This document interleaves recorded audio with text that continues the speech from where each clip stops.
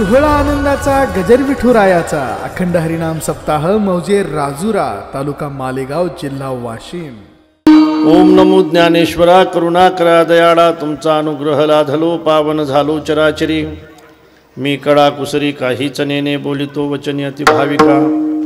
एका जनार्दनी तुमचा दास त्याची आस पुरवावी तुमचा अनुग्रह लाधलो पावन झालो चराचरी। नमो सद्गुरो तुकया ज्ञानदीपा नमो सद्गुरो सच्चिदानंद रूपा नमो सद्गुरो भक्त कल्याण मूर्ती नमो सद्गुरो भास्करा पूर्ण कीर्ती जयांचे केली स्मरण होय सकळ विद्यांचे अधिकरण तेची बंधू श्रीचरण श्री गुरूंचे ते नमस्कारोनी आता विठला विठला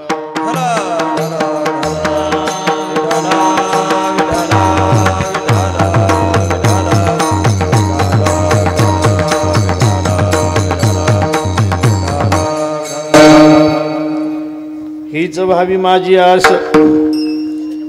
जन्मो जन्मी तुझा दास पंढरीचा वार करी वारी चुको नेदी हरी। श्री संत ज्ञानेश्वर महाराज समाधी संजीवन सोहळ्याच्या निमित्ताने राजूर येथे नेम किती महत्त्वाचा असतो याबद्दलचा विचार सांगतायत। विठ्ठल विठ्ठल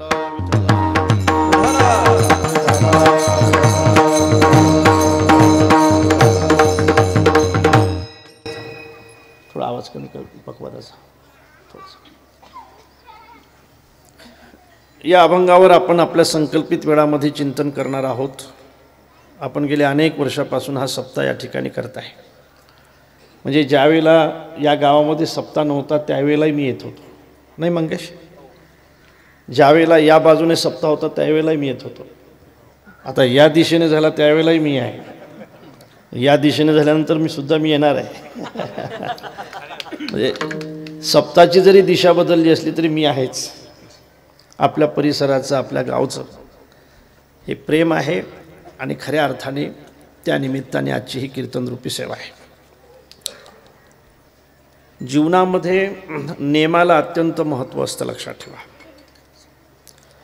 मी नेहमी असं म्हणेल, साधनेमध्ये शांतता असली तरी चालेल, पण साधनेमध्ये सातत्य असलं पाहिजे, सातत्य असलं पाहिजे। एखाद्या वेळेला एखादी साधना तुम्ही फार घाईने करत असाल, पण त्याच्यात जर सातत्य नाही राहिलं तर मुक्काम भेटणार नाही। आणि म्हणून तुमच्या चालण्यामध्ये जर सातत्य असेल तर एक दिवस तुम्हाला तो मुक्काम प्राप्त झाल्याशिवाय राहणार नाही। मला माहीत नाही आज आहेत का नाही ते गोष्ट, पण शाळेमध्ये एक गोष्ट होती पोरो, कासवाची आणि सशाची होती ना? तुम्हाला होती का कासवाची आणि सशाची गोष्ट? पोरांना होती। खरं सांगा त्यातला जिंकतो कोण रे, कासव का ससा? कासव। मग जास्त जोराने चालणारा जिंकतो का आरामशीर चालणारा जिंकतो? आरामशीर चालणारा जिंकतो। बरं, जास्त जोराने चालणाऱ्याने जिंकायला पाहिजे का आरामशीर चालणाऱ्याला जिंकायला पाहिजे? जोराने चालणाऱ्याने जिंकायला पाहिजे। त्यातला जोराने चालणारा कोण आहे? ससा। जिंकतोय कोण? कासव। आता सांगायचं कारण काय?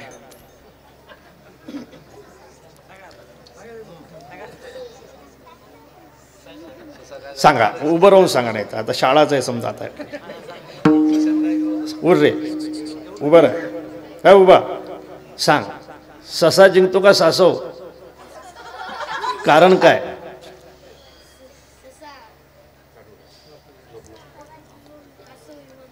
काय? कासव इमानदार आहे आणि ससा बेमान आहे।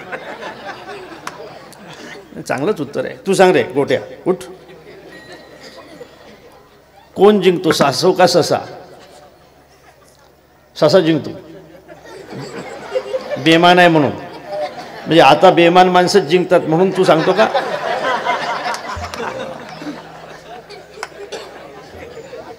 सकोबाई तू सांग, सकोबाई सांग।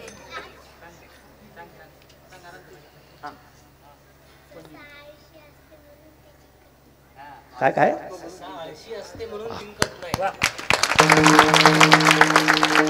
नन्ना मुन्ना रानी हूँ देश का सिपाही हूँ, चलो मेरे संग। जय हिंद जय हिंद जय हिंद।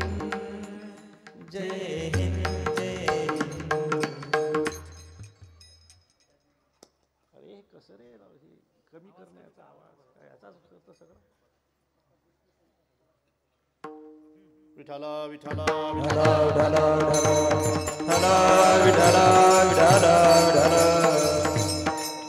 एवढाही कमी नको करू की तुला त्याचा राग येईल.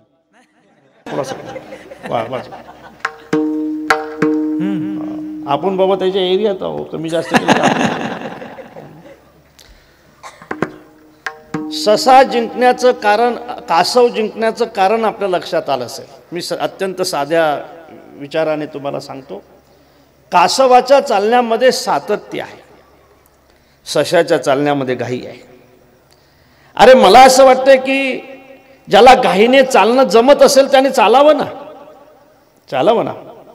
पण घाईने चालणं जमत असेल त्याने चालावं, पण दमू नाही ना, थकू नाही ना, थकू नाही ना. आणि म्हणून ससा घाईने चालतो, ससा पडत जातो, एका वृक्षाखाली तो आराम करतो, कासव चालत राहतो, कासवाच्या चालीने चालतो आणि सशाच्या समोर जाऊन मुक्कामाला पोहोचतो होतो. याचं कारणच असं आहे पोरो हो, की आपल्या चालण्यामध्ये सातत्य असलं पाहिजे. काय असलं पाहिजे? सातत्य असलं पाहिजे. सातत्य असलं. दुखतोय का? मग काय हरकत नाही, मग काय हरकत नाही. सातत्य असलं पाहिजे. एखाद्या वेळेला साधनेमध्ये सातत्य असलं तरी चालेल, कोण्यातरी जन्मात प्राप्त होईल ना, कोण्यातरी जन्मात प्राप्त होईल. एक बाप आपल्या मुलाला मारत होता.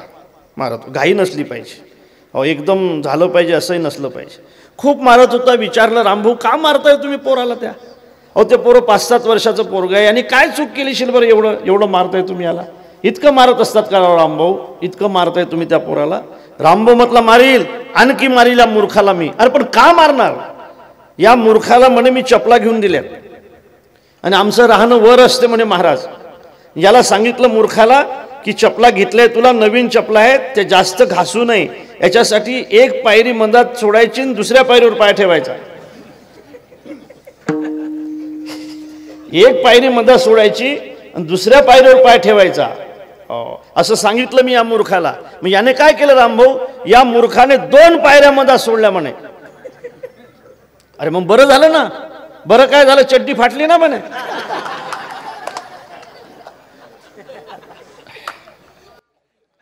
तुका म्हणे येथे नचले तातडी,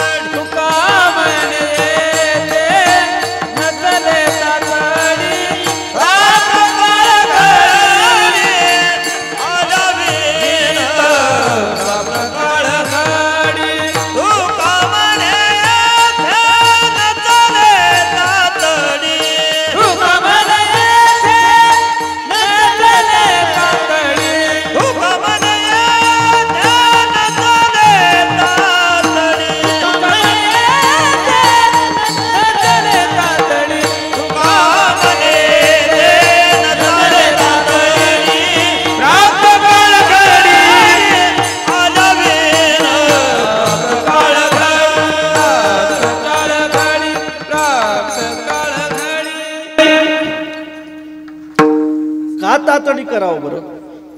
मी महिलांना असं विचारतो की तुम्ही ज्यावेळेला चपात्या करता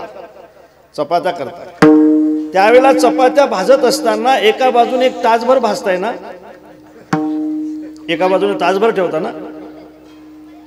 अरे चपात्या तर तुम्हाला विचारू द्या का, यांनाच करायला लावता चपात्या तुम्ही. पोळ्या एका बाजूने किती वेळ ठेवताय तुम्ही? त्याला क्षणभर ठेवताय, मिनिटभर ठेवताय. मला असं वाटतं त्याचा तो काळ आहे. तितक्या वेळ जर ती चपाती एका बाजूने नाही भाजली ना तर ती होणारच नाही. त्याचा तो काळ आहे. तेवढा काळ आपण त्याला दिला पाहिजे. चपाती भाजण्यासाठी जर एक काळ असेल, भाकरी भाजण्यासाठी जर एक काळ असेल, तर मला असं वाटते उद्धाराचा काळ येण्यासाठी सुद्धा वाट पाहणं महत्वाची असेल. अरे एखादा आंबा आहे, त्याला खूप आंबे आलेत आणि तुम्हाला जर पाडाचा आंबा खायचा असेल ना तर काही करू नका. दगडाने एखाद्या वेळेला आंबे पाडलेत ना तुम्ही तर ते कच्चे पडतील. नेमाने जर दगड मारला तर पडेल आंबा, पण तो कच्चा असेल. तुम्हाला पाडाचा आंबा खायचा असेल ना तर धीर धरा, जरा धीर धरा, जरा धीर धरा. एक दिवस तो पाळाचा आंबा तुमच्यासाठी खाली आल्याशिवाय राहणार नाही, कारण त्याला सुद्धा प्राप्त काळ येणं महत्त्वाचं असतं. फळ पिके देठी निमित्त वारी याची भेटी. एखाद्या वेळेला निमित्त म्हणून वारा जरी त्याला भेटला तरी तो तुमच्यासाठी खाटकन खाली पडल्याशिवाय राहणार नाही. म्हणून फळ पिकण्यासाठी एक काळ असतो, तेवढा धीर त्या फळाने धरला पाहिजे. तसं उद्धार होण्यासाठी सुद्धा एक काळ असतो, तेवढा धीर आपल्या जीवनामध्ये असला पाहिजे. माझ्या माऊलींना विचारलं काही लोकांनी, माऊलींना विचारलं की माऊली, वयाच्या 16व्या वर्षी तुम्ही ज्ञानेश्वरी सारखा ग्रंथ लिहिता. 16वं वर्ष हे आपल्या या महाराष्ट्रासाठी खूप महत्त्वाचं ठरलंय महाराज, फार महत्त्वाचं ठरलंय. छत्रपती शिवाजी महाराजांनी शपथ घेतली ते वर्षसुद्धा 15-16 वर्षाचंच होतं.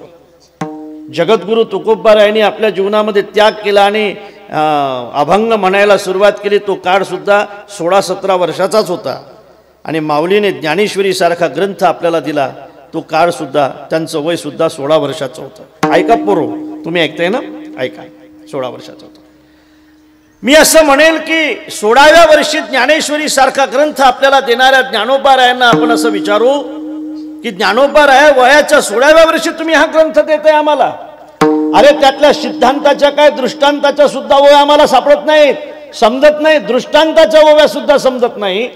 तुम्ही दिलेले दृष्टांत जर आम्हाला समजत नसतील तर तुम्ही दिलेले सिद्धांत किती महत्त्वाचे असतील महाराज. आणि सगळं तुम्ही वयाच्या 16व्या वर्षी कसं काय लिहू शकताय, आम्हाला खोटं वाटते महाराज. म्हणून बऱ्याचदा काही तरकट लोकांनी असं सांगितलंय, ज्ञानेश्वर 4 आहेत, एक समाधीत बसणारा, एक हरिपाठ लिहिणारा, एक हा, एक तो, असं आहे. पण ज्ञानोबारा एकच आहेत, लक्षात ठेवा. 16व्या वर्षी आपल्याला ज्ञानेश्वरी त्याने दिली. त्यावेळेला ज्ञानोबारायांनी सांगितलं एका ठिकाणी, बघा, ज्ञानेश्वरी सांगण्याचं माझं वय हे 16 वर्षाचं असलं तर याच्या पाठीमागचं सत्यवादाचं तप मात्र अनेक जन्माचं आहे. माझी या सत्यवादाचे तप वाचा केली बहुत कल्प, ते फळाचे महाद्वीप पातली प्रभू. मागे बहुता जन्मी हे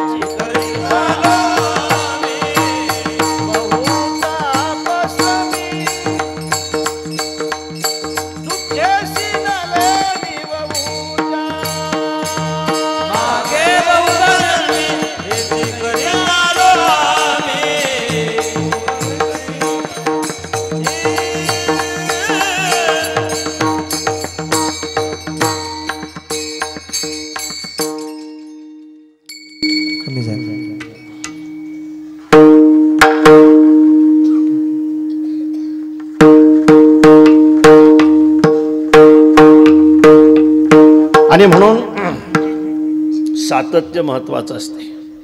आणखी एक गोष्ट सांगू मी तुम्हाला, आणखी एक गोष्ट सांगू. काळसुद्धा अत्यंत महत्त्वाचा असतो महाराज. काळ, ज्या काळामध्ये ते केलं पाहिजे, काळ महत्त्वाचा असतो. काळ निघून गेल्यानंतर काही गोष्टी होत नसतात, काही गोष्टी होत नसतात. मला असं वाटतं आता तुम्ही पंढरपूरला इथून पायी जाणं अशक्य आहे. जाऊ शकताय तुम्ही? मला वाटतं दोघांनी, मला तुम्हाला दोघांना सुद्धा पाठवायचं आहे. इतक्या जोराने थाप द्यायची, अशी थोडीशी द्यायची, हात तशी द्यायची. दोघांना सुद्धा मला पाठवायचं आहे.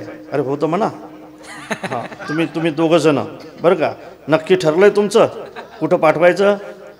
पंढरपूरला नाही पाठवायचं, त्याच्या पुढे पाठवायचं, कोल्हापूरला पाठवायचं. कोल्हापूरला पाठवायचं आहे दोघांना. एक एक पोतं बदामा घेऊन देतो तुम्हाला, एक एक पोतं काजू घेऊन जातो. तुम्ही पण कोल्हापूरला राहा आणि काही दिवसानं पैलवान होऊन या. गेला तो काल आता. आणि म्हणून एखादं गेलेलं आरोग्य माणसाला परत मिळेल, एखाद्या वेळेला गेलेला पैसाही परत मिळेल, पण गेलेला काल मात्र पुन्हा कधीच परत मिळत नसतो. विठ्ठल विठ्ठल.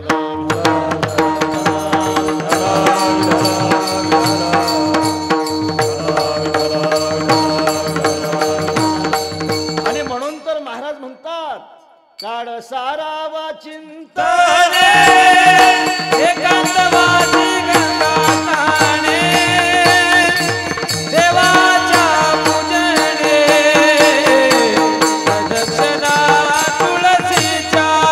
काळ सारावा चिंतने एकांतवासी गंगाताने, देवाच्या पूजने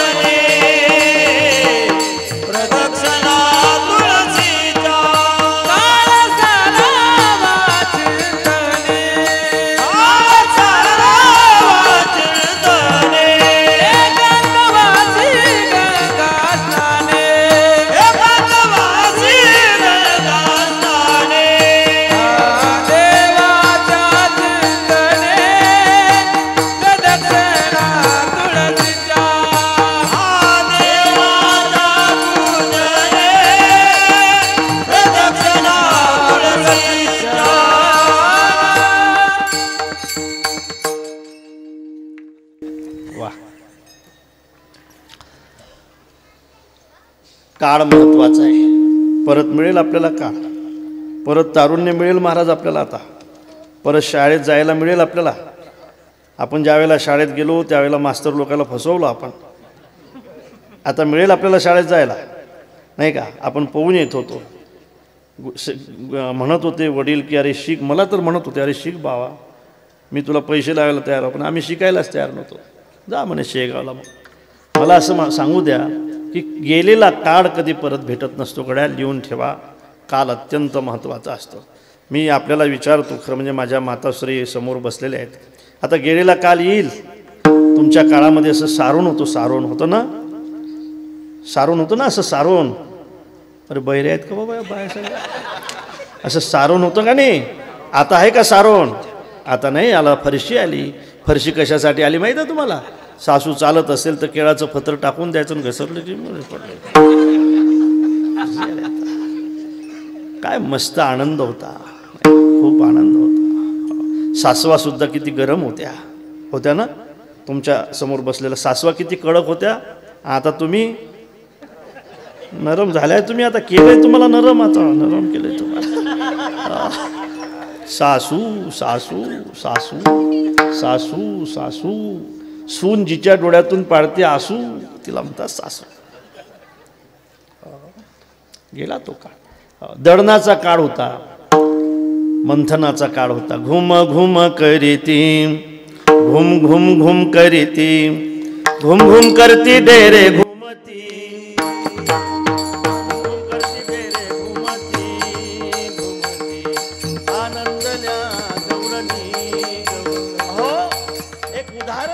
आपल्या समोर हे बोलत असलो तरी लक्षात ठेवा माझ्या राजांनो, गेलेला काल माणसाच्या जीवनामध्ये कधी परत येत नसतो.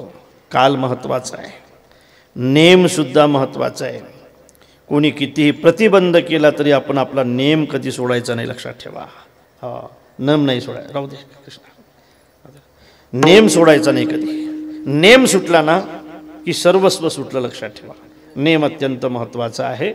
बघा मी नेहमी असं म्हणेन, एखादा नेम जर तुम्ही करत असाल ना, तो नेम जर तुम्ही करत असाल तर तुम्हाला त्या नेमाला कोणीतरी साथ देणारा भेटल्याशिवाय राहणार नाही. एखाद्या लहान मुलाने मंदिरामध्ये जावं आणि मंदिरामध्ये जाऊन असा वर घंटा बांधलेला असावा, त्याने अशी उडी मारावी, अशी उडी मारावी, अशी उडी मारावी, अशी उडी मारावी. घंटा वाजवण्यासाठी मी त्याला नक्की सांगेल की बाबा रे, तू फक्त उड्या मारत राहा, एक दिवस तुला कोणीतरी उचलणारा भेटल्याशिवाय राहणार नाही.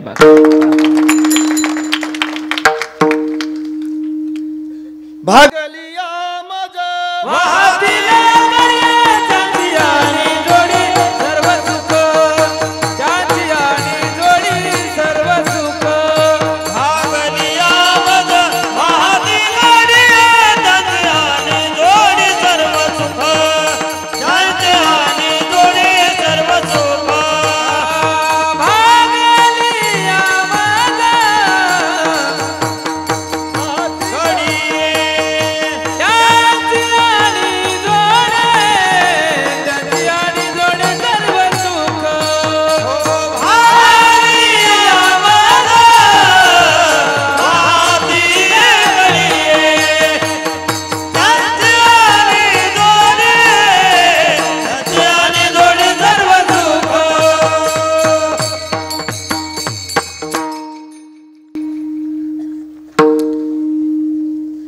महाराज, वैकुंठवासी गुरुवर्य घुले महाराज,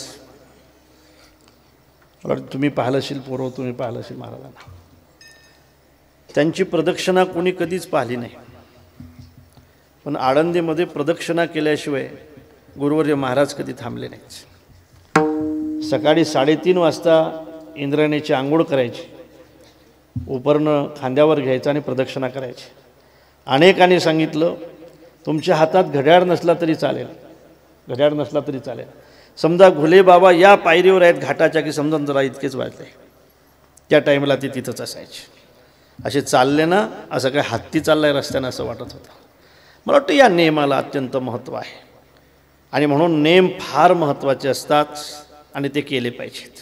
तुम्हाला सांगतो, एखादी बिचारी आमची भगिनी वारकऱ्याची मुलगी असेल,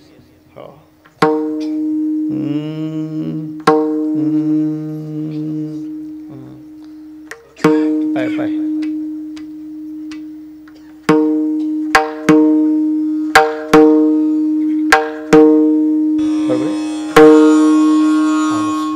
थोडा कमी, थोडा असं असं असं मार फक्त असं.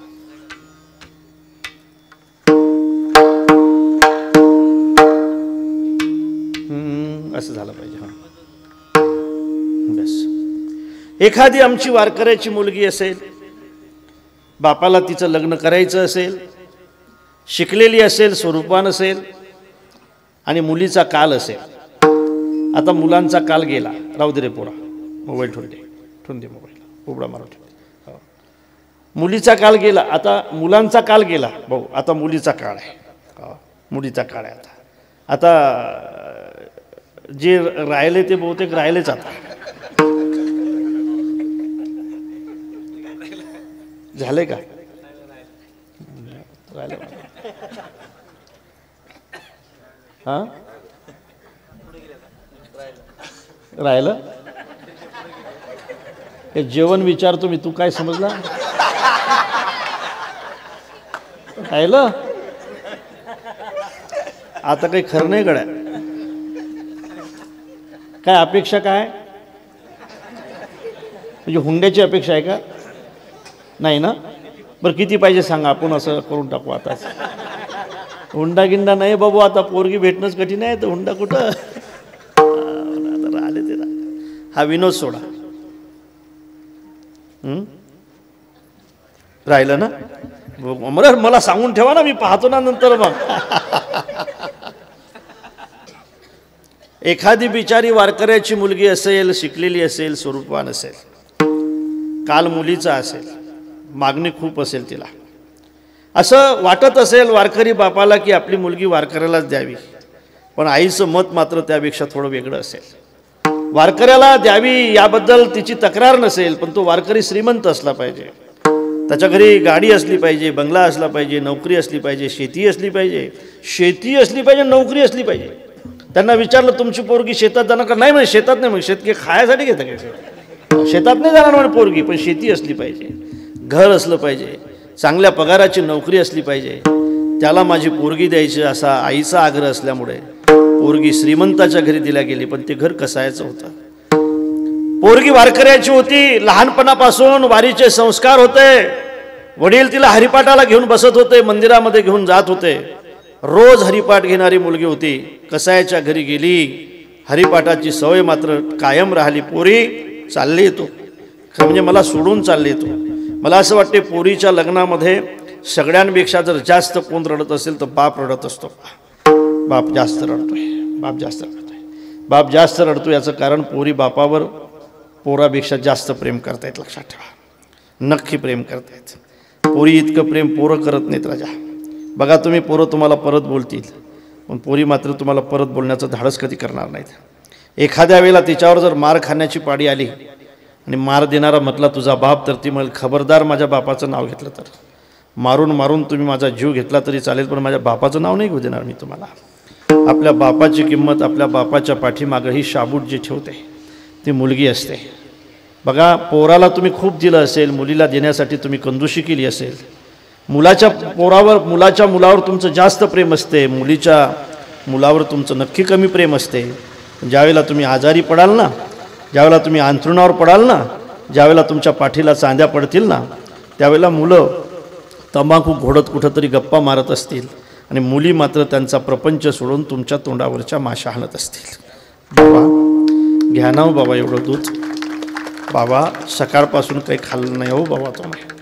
बा एवढं नारळाचं पाणी तरी घ्या बाबा, थोडं घ्या ना बाबा. बरोबर आहे ना माझी शपथ आहे बाबा, एवढं घ्या, एवढं चमचाभर तरी दूध घ्या बाबा, चमचाभर तरी दूध घ्या बाबा.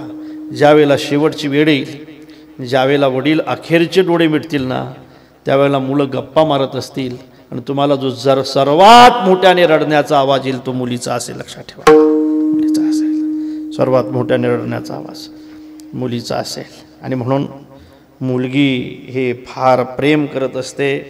मला सांगू द्या, विषय असा आहे की त्या मुलीची हरिपाठ घेण्याची सवय असेल, कसायाच्या घरी तिला दिलं असेल, घर श्रीमंत असेल पण संस्कारिक नसेल, तिची हरिपाठ घेण्याची सवय असेल, मी तिला विनंती करेल की बाई हरिपाठाचा नियम सोडू नको.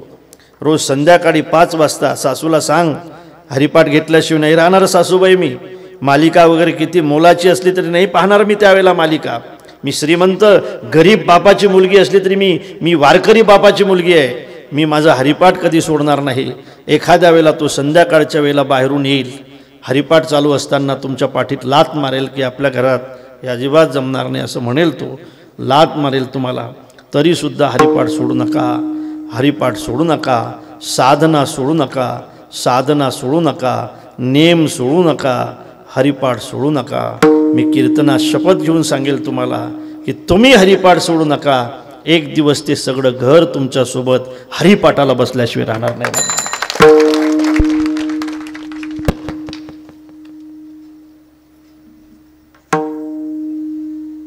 विठाला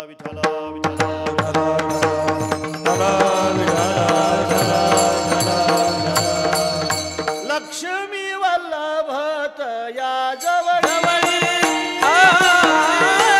लक्ष्मी वल्लभत या जवळी, लक्ष्मी वल्लभत या जवळी, लक्ष्मी वल्लभत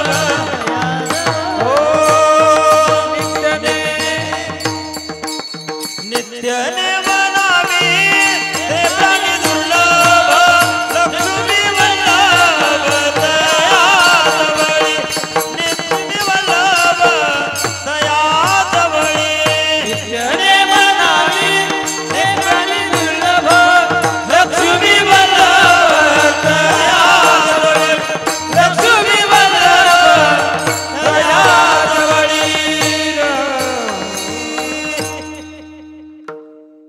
मुंडे महाराजांसारख्या एका माणसाला लेखा गंध लावत जाणार आहे, गंध लावत जाणार. तर म्हटलं महाराज आपल्याला शरम लागते गंध लावायची, आपण गंध लावत नाही म्हणतो. मला वाटतं ज्याला गंध लावण्याची शरम लागत असेल त्याने आपल्या बायकोला सुद्धा सांगावं ना.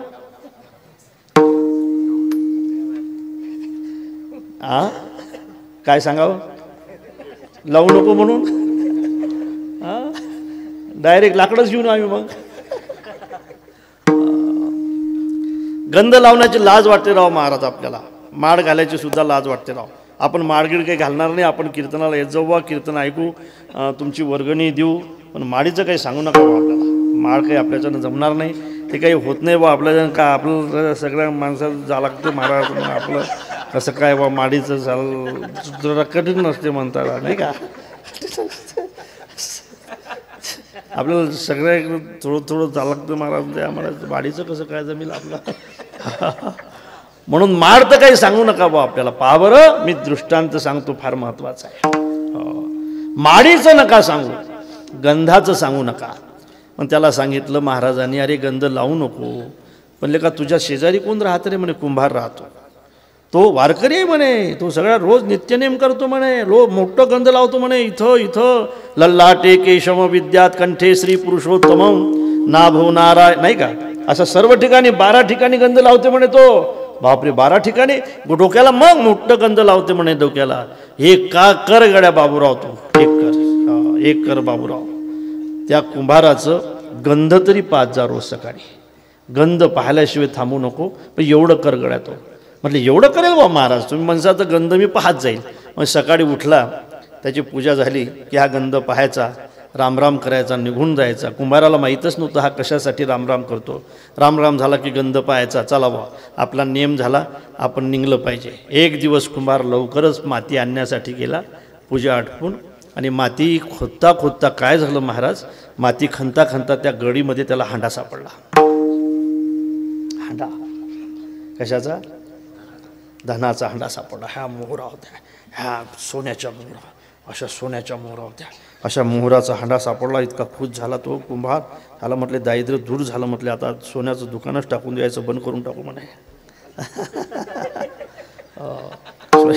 सोन्याचं दुकान, अरे सोनं, सगळं सोनं, सोन्याचा हांडा सापडला. हे गेलं का हो कुंभारबा, कुठं आहेत ताई आज? अहो म्हणे ते गेले माती आणायला. माती आणायला गेले म्हटल्यानंतर याला लवकर मालेगावला जायचं होतं. पण बाबांनी सांगितलेलं आहे की गंध पाहिल्याशिवाय कुठं जायचं नाही.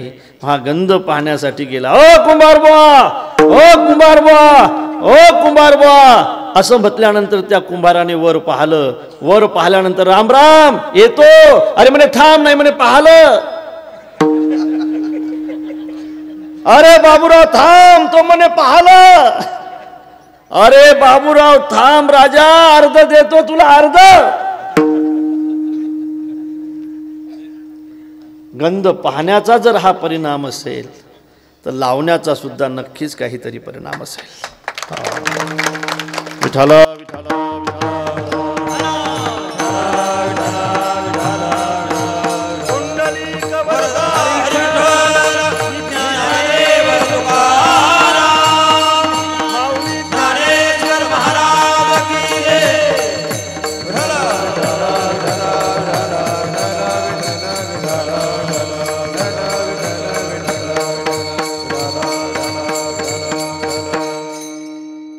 आणि म्हणून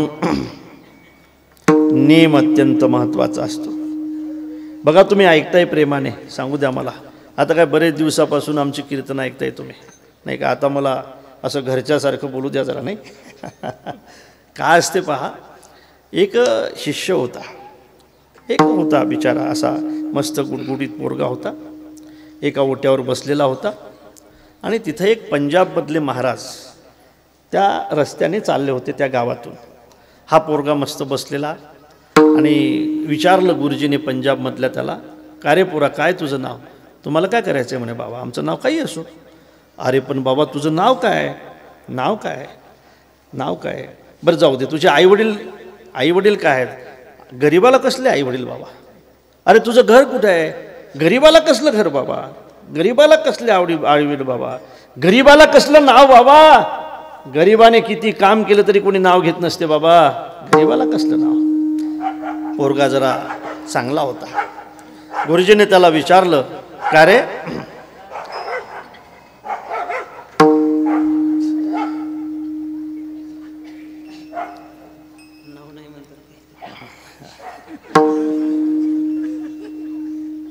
इतकं भुकूनही नाव नाही म्हणतात.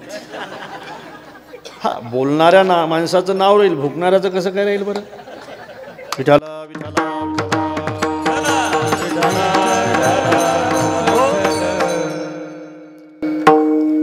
आढिया म्हणतायत बाबा मला, आढिया. अरे वा, आढिया कसं काय म्हणतात रे तुला? आढिया कसं काय नाव पडलं तुझं? म्हटले बाबा आपण तुम्हाला लहान दिसत असलो ना तरी आपल्याला एका टाइमला 2.5 शेर धान्य लागते म्हणे बाबा. 2.5 शेर, असं 2.5 शेर खातो म्हणे बाबा आपण. आणि कोणी आपल्याला 2.5 शेर दिलं ना आपण त्याचं काम करतो. 2.5 शेर दिलं की आपण त्याच्या शेतात काम करतो. हा, याने 2.5 शेर दिलं की आपण त्याचे गुरं चारायला नेतो. कोणी 2.5 शेर दुसऱ्या दिवशी देतो, आपण त्याचं आणखी काही काम करतो. 2.5 शेर म्हटले, हा 2.5 शेर धान्य लागते बाबा आपल्याला एका टाइमला. बाबाने विचारलं, चालशील आमच्या आश्रमात? येईल बाबा, पण 2.5 शेर लागतील. चाल, आहे व्यवस्था. गेलेच आश्रमामध्ये. एकादशी आली आणि एकादशीच्या दिवशी सगळे समोर बसले आणि बाबांनी सांगितले आजची एकादशी आहे आणि आपल्या आश्रमामध्ये सोहळा आनंदाचा गजर विठुरायाचा अखंड हरिनाम सप्ताह मौजे राजुरा, तालुका मालेगाव, जिल्हा वाशिम.